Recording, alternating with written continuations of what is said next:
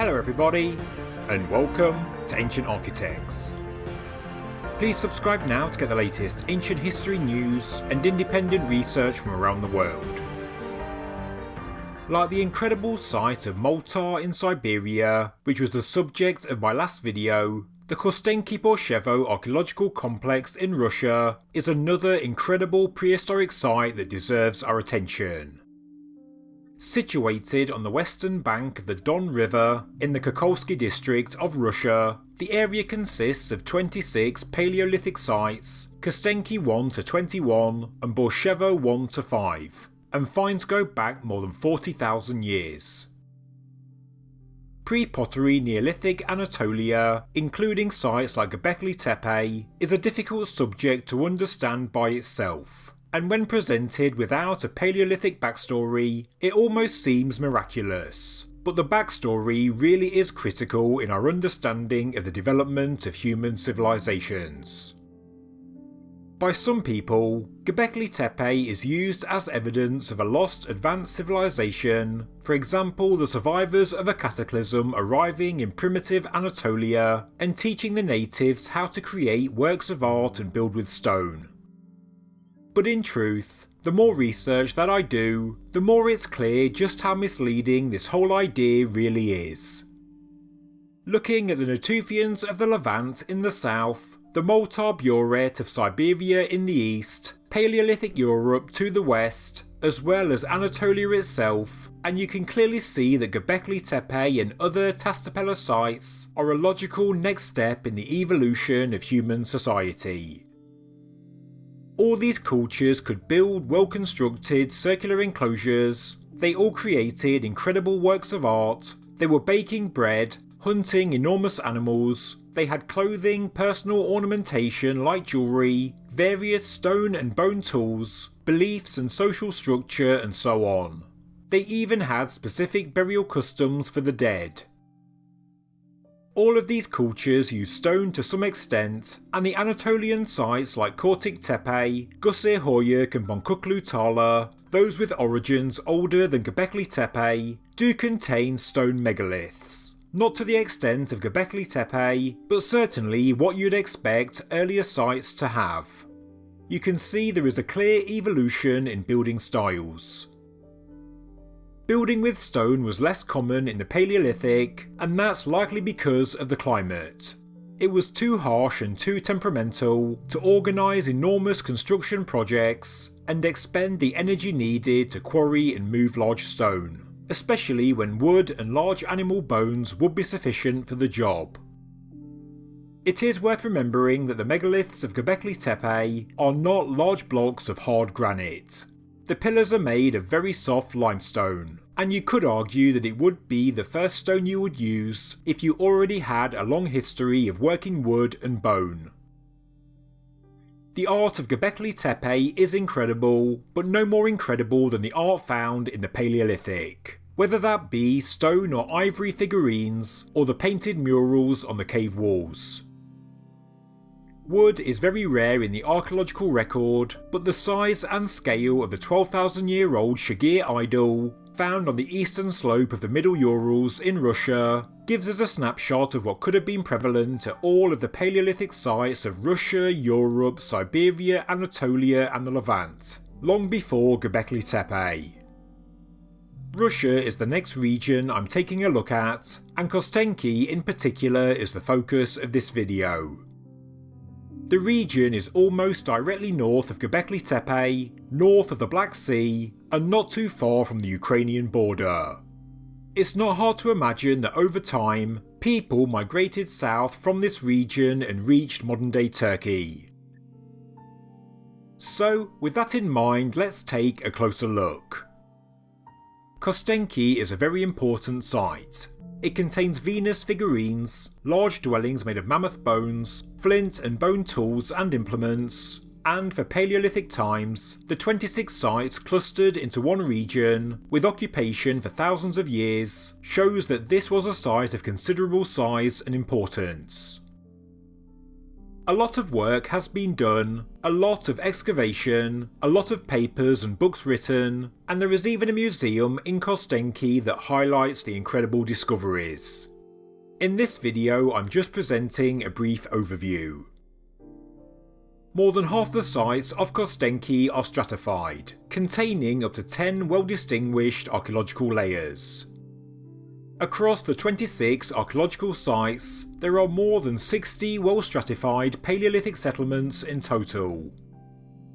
What really helped archaeologists date this site initially was the discovery of a layer of Campanian volcanic ash that dates back to around 40,000 years ago. This ash layer was found above some of the finds, and therefore human activity at Kostenki was very ancient indeed. The Campanian ignimbrite eruption was an enormous volcanic eruption in Italy approximately 39,300 years ago, and this layer of ash is an extremely helpful sedimentary marker when studying prehistoric sites from Europe to Russia. After the ash layer, Kostenki has three main archaeological units, all of which have been radiocarbon dated.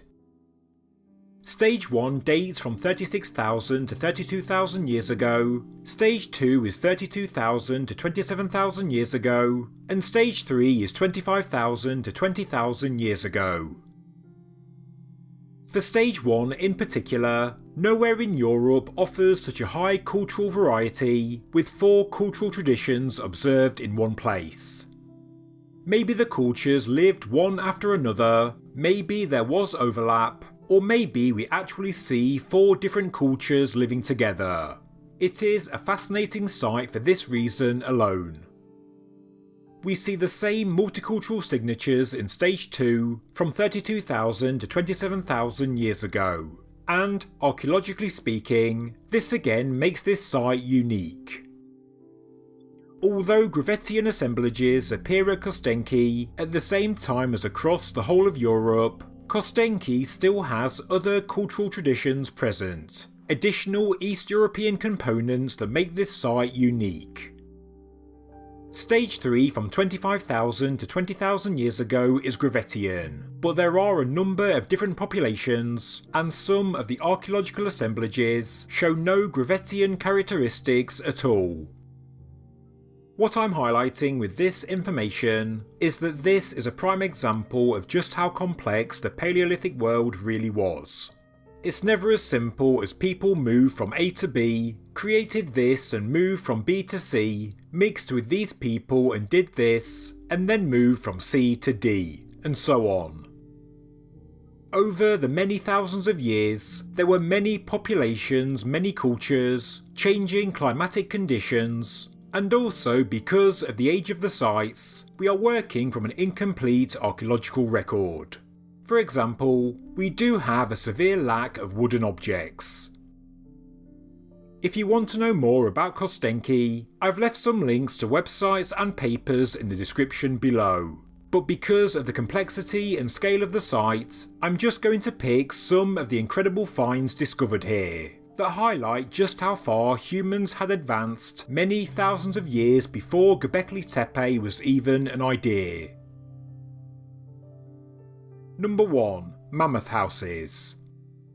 Like the T-shaped pillars of Göbekli Tepe, mammoth bones and tusks were used as structural supports for houses. A partly excavated mammoth house that was discovered in the 1960s is now on display in Kostenki Museum. The museum was actually built around the site, and the bones have been left exactly as they were found. About 8 years ago, another mammoth house was also discovered, a third in Kostenki, and it measures 12.5 metres in diameter, using the bones of 60 mammoths. It's been dated to 25,000 years ago. To put the size into perspective, it's around half the size of the large enclosure AD of the 11,000-year-old site of Karahan Tepe, but this, of course, is 14,000 years older. Mammoth bones are heavy, and building a large circular enclosure would have been a huge investment of energy and time, and also required ingenious planning and engineering. Compared to pre-Pottery Neolithic Anatolia, with their limestone pillared special enclosures, these mammoth houses did have a different building material, of course. They are thousands of years earlier, but if people did migrate south and take their knowledge of construction with them, if they did mix with the Natufians, Anatolians, Siberians and so on, you could argue that a Mammoth House is a possible precursor to the special stone enclosures of Göbekli Tepe and Karahan Tepe. Some people argue that 25,000 years ago, Kostenki was a permanent settlement, and this is because of the number of bone circles discovered in close proximity. Excavations have also shown that large bone enclosures were not domestic. It looks as though people did not live inside. They did have a central fireplace, but are believed to have a special purpose, much like the circular enclosures of Göbekli Tepe and Karahan Tepe. Another Mammoth House was also found in Moldova in Ukraine, dated to 44,000 years ago, and it is thought to have been made by Neanderthals. With that in mind, did Neanderthals teach the modern humans how to build the circular enclosures with the bones of a mammoth? More on this in a future video. Number 2. Venus Figurines. Kostenki is also a very important site because of the amount and quality of the Venus figurines discovered. This one, dated to 25,000 years ago, is made of limestone and has incredibly fine detail. This one is made of mammoth bone and shows characteristics of a pregnant woman. This is another one that's made from mammoth ivory, again with incredible detail and dating back 25,000 years. There are even more Venus figurines at Kostenki, and the site provides some of the best examples of anywhere in the world. Number 3. Animal and human sculptures and engravings. We know that animal sculptures are in abundance at Pre-Pottery Neolithic Anatolia, but we also find them en masse in the Paleolithic, at various sites in Europe, at the Mammoth site in Siberia, and they are also found at Kostenki. We find the sculpted heads of bears, wolves and cave lions. We find sculptures of mammoths, a possible fragment of a horse and so on. We find fragments of animals we sadly can't identify, but it's clear that sculpted animals from stone and ivory were an important pastime to these people. These objects did have some meaning. There are dozens of these small animal figurines found across the region, and in some cases the detail is incredible. We also find an abundance of anthropomorphic figurines, and these are made from various materials. We find engravings of animals and humans on stone, bone and ivory. We find human heads broken off statuettes, and I want you to take a closer look at this one, labelled number 9 on the picture. It reminds me of this head statue that was discovered at Gobekli Tepe. Number 4. Decorative and domestic artefacts. Aside from the incredible sculptures and structures, the variety of decorative and domestic finds is also astonishing. This necklace is made from the teeth of a fox and dates back 25,000 years. This is some kind of pierced rod, some kind of tool with a perforated edge, maybe even a weapon, because a similar object was found to be hung from the belt of a child in a grave at the ancient site of Sungir. Again, this dates to 25,000 years ago. Here we can see a small selection of the flint tools of the hundreds and hundreds that have been discovered. Some of them may well have been used to create the incredible finds we've just looked at.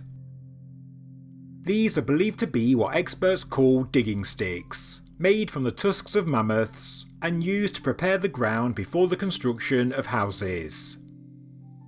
This is the end of a decorated spatula, 15 centimeters long and Gravettian in origin.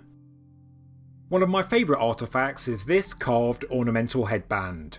Look at the beautiful geometric patterns and curved shape. This object is a piece of decorated bracelet. The necklace on the right is made from the bones of an Arctic fox, and the one on the left from snail shells, and these were actually found inside the layer of volcanic ash. In this video, I just wanted to give you a snapshot of the finds that have been discovered to give you an insight into the lives of these Ice Age people who lived north of the Black Sea, many thousands of years before the advent of Pre-Pottery Neolithic Anatolia. There is also so much more I could have shown, but as well as material finds, many human remains have also been discovered, and I'll go into this in a future video because it really is a complex line of study. Generally speaking, the human populations do directly relate to Europeans and also the Moltar-Burek culture in Siberia, but it's worth noting that there was diversity in the populations. For example, there is one school that has clear East African features. There is also a direct DNA link from one Kostenki skeleton to the Anatolian farmers that came thousands of years later. This all makes for a fascinating study in its own right, and I'll discuss this more in a future video. But if nothing else, I hope this video shows that Ice Age hunter-gatherers were far from primitive, but were in fact extremely sophisticated in art, crafting, and also large-scale construction. We don't need to look for a lost advanced civilization to understand the origins of Göbekli Tepe. Paleolithic cultures 14,000 years earlier were already advanced enough to make the transition to building with stone. When the climate was ready for such projects, I've got no doubt that human populations were ready. Thank you very much for watching this episode of Ancient Architects. If you enjoyed the video, please subscribe to the channel, please like the video, and please leave a comment below. Thank you very much.